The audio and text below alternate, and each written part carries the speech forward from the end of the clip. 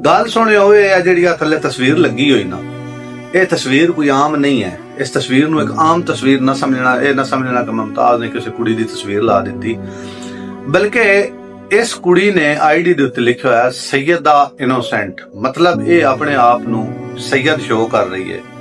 और मेरी बहन, अगर तू सैयद है तो फिर तो तेनू जेब ही नहीं देंदा कि तू इस तरह मीडिया ते आ। और सिर्फ मीडिया ते ही नहीं आई, बल्कि पैंट शर्ट पा के मीडिया ते आई है। और तेनू आ साडे बद्धे हाथ वेख, अल्लाह दा वास्ते असीं तां सैयदां दा बड़ा एहतराम करदे हां, सैयदां दी बड़ी कदर करदे हां। साडियां निगाहां ते जिथे सैयदजादी दा नां आ जाए झुक जांदियां ने, ते तू ये केड़ा काम शुरू कर दिता। अगर तेनू अल्लाह हिदायत देवे तो तू ये छड़ देवे तो बड़ी गल है, लेकिन तू गल मननी मुननी कोई नहीं, क्योंकि ये एक नशे आ रहे सोशल मीडिया की लत, ये हुण तेन लग गई है। लेकिन वास्ता रब दी नालों सैयदा कट छड़, सैयदा खत्म कर ले, कोई अपना होर ना लिख ले, पूरी सैयद जात नू बदनाम ना कर। ये साडी तेरे अगे रिक्वेस्ट है, जे अपड़ जावी तो मेहरबानी कर छड्डी। ते उम्मीद है मेरे बिरा सारे शेयर करसन ते तेरे ते वीडियो मेरी अपड़ लाजमी जासी।